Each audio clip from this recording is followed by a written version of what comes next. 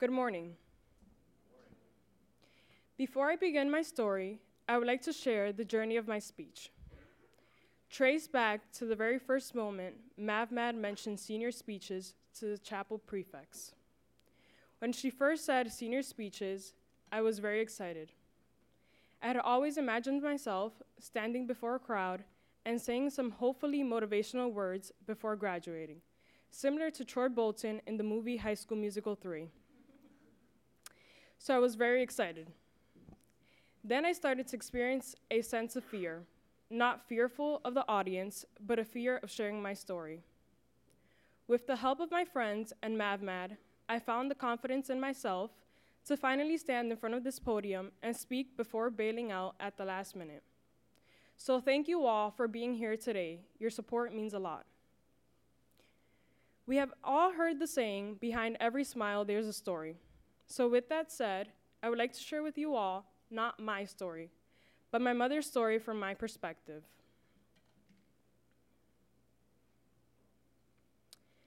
I awoke to the sound of the ambulance pulling up at the front of my house on Christmas Eve, 2006. Hearing the siren and seeing the flashing red lights had no effect on me. As I had become accustomed to the same routine, it had been the same situation for the past year and a half. The same long nights, the constant pain, and the feeling of not knowing what was going to happen next. I walked over to my mother's bed and simply placed my hand on her forehead to find out that she was burning with a fever. As I sat at the edge of her bed, the paramedics prepared her to be rushed to the emergency room. I stayed home with my aunt and watched as they pushed her out of the door on the stretcher, not knowing if my mother would survive another night. My mother, Nuryelis Diaz, was diagnosed with acute lymphocytic leukemia at the age of 31. Acute lymphocytic leukemia, also known as ALL, is a type of cancer of the blood and bone marrow that affects white blood cells. Before that, doctors had been telling her these symptoms were effects of stress resulting from too much work. The side effects of stress soon led to chemotherapy, radiation, and finally, a bone marrow transplant.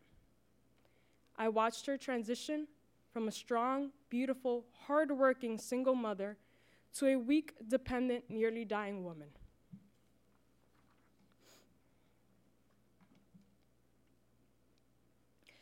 In a short period of time, she lost an extraordinary amount of weight, weighing last at 105 pounds.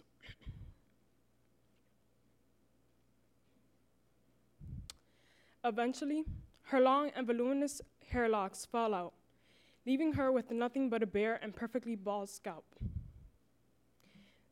This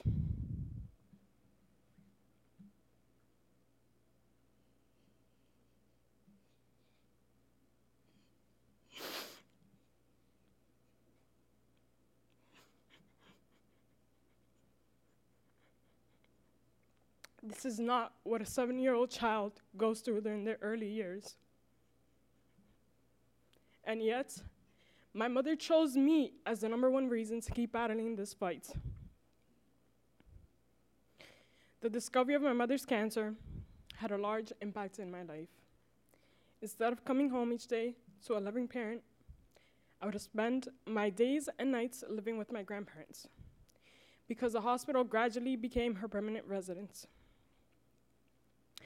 Going to school became a bigger hassle as the days passed. I had difficulty focusing on my daily assignments and staying out of trouble with my intolerable behavior. I transitioned from being a straight-A student to needing one-on-one help to improve my reading skills. I was careless about my work and lacked the physical and emotional support of a parental figure.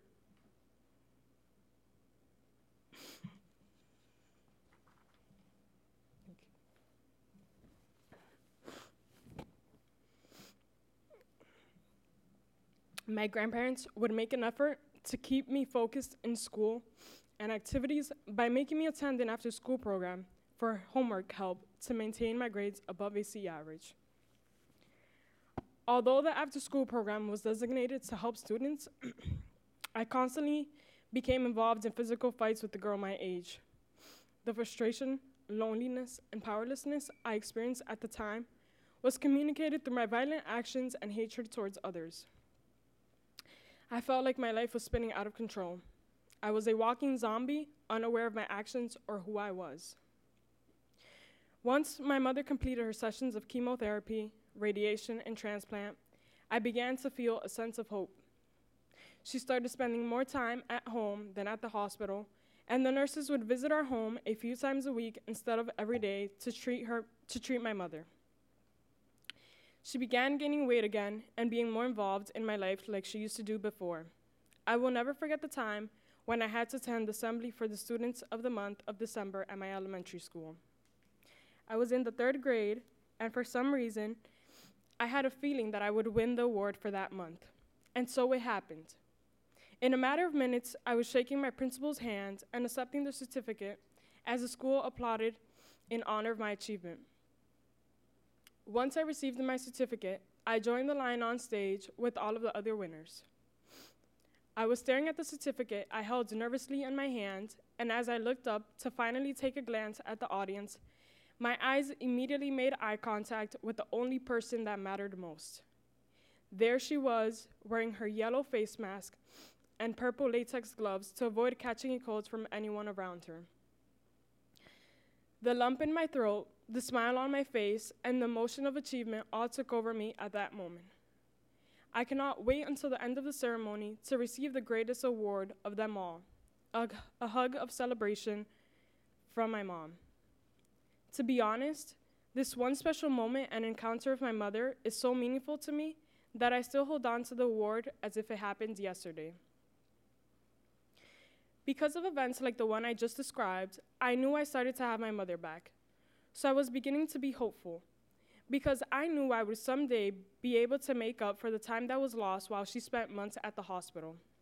I had hope because I knew my mother would be able to watch me transition from a young child to a young lady to a woman. I had hope because I knew she would be able to attend my middle school graduation and hear me deliver my 8th grade class speech. Most importantly, I had hope because I knew I would not need to visit my mother's tomb each month to remember that she was still by my side, protecting me along the way. My mother was able to get her remission, which means that no cancer cells can be found in the blood or bone marrow, and the bone marrow is working normally again. On February 28, 2016, my mother celebrated her 10-year survival. In other words, she has been alive for 10 years after her transplant. The chances of her developing secondary cancer are very rare because it usually happens within 10 years of treatment of the first cancer. Thanks to the love and mercy of God, my mother is officially considered cured. My willingness to hope and persevere for something so important as my mother's life has helped me hope and be thankful for the smaller gifts I have nowadays. This life-changing experience taught me how to be thankful and care for the people we have in our life. Through the journey of my mother's illness, I learned how to be mature and independent and appreciate my time with the people I love. This experience taught me how to never give up and fight the hardest battles, even when it seems impossible. I am now fully devoted to giving my best effort in school and fulfilling all of my responsibilities in classrooms, teams, and clubs. Today, I'm everything I am because she loved me. And yeah, we may not have it all together, but together we have it all. Although I was going through an aggressive phase of my life, I was always the same person with her. It didn't matter how heartbroken and emotionally unstable I was feeling, I never stopped caring for her. I would still give her her medications at the indicated timings, and I would still watch her during the nights, similar to the way I did it on the night of Christmas Eve. I raised her up during her hardest time in life, and now she raises me up when I no longer have the strength to continue. While my mother is now healthy, she was unfortunately unable to make it today because she had to fulfill her commitments at work. But I know if she were here right now, she would be sitting in the very front row in the seat directly in front of me. I'm also sure she would have a gentle smile on her face showing her appreciation, and how could I forget the few tears that would be unquestionably running down her cheeks. She may not be here at the moment, but there is no doubt in my mind that she will watch the video of this speech as soon as the link is shared with the community. I learned how to be hopeful and appreciative during my mother's illness, but Brooks has also taught me the feeling of hope. The very first time I had the experience to walk on the Brooks School campus was during the summer of my 5th grade year. I was selected out of a group of 19 girls, along with a few other peers, to attend the summer day program offered here on our campus. This was the first time I got a glimpse of Brooks. At that moment, I knew that this was the right place for me to pursue my high school education. The small, warm, and welcoming community made me feel like at home. 2 years later, I returned to Brooks to be tutored for the SATs. By the time I had to apply, I was determined to continue my Brooks journey. Unfortunately, I was put on the wait list. But I didn't lose hope. I'd already fought tougher battles, and my hope to do more, my hope to persevere and be successful, led me to receive an acceptance letter in late April. My hope was what allowed me to attend Brooks. And that same hope that shaped my work and efforts has led me to the college that is right for me, in the city, and small just like this school. If I had the chance to go back in time and give some encouraging words to my 7-year-old self, and maybe some of you can relate to this, I would say, it's okay. It's okay to feel fear and be afraid of what is to come in the future. When you feel as if the world is tumbling down on you, have hope. Be hopeful that you will make it out of whatever it is you are going through in life. Having that hope was what gave me the strength to make choices to return to living fully. While it's understandable that I made destructive choices as a 7-year-old from my hopelessness, my hope now is to encourage any of you who need hope to find it, and maybe avoid some of that destructiveness. Life can continue and continue well, no matter what you're facing when you have hope. Hope doesn't necessarily mean that the feeling of fear is completely absent. Hope is confident expectation. It's a firm assurance regarding things that are unclear and unknown. Also remember that everything happens for a reason.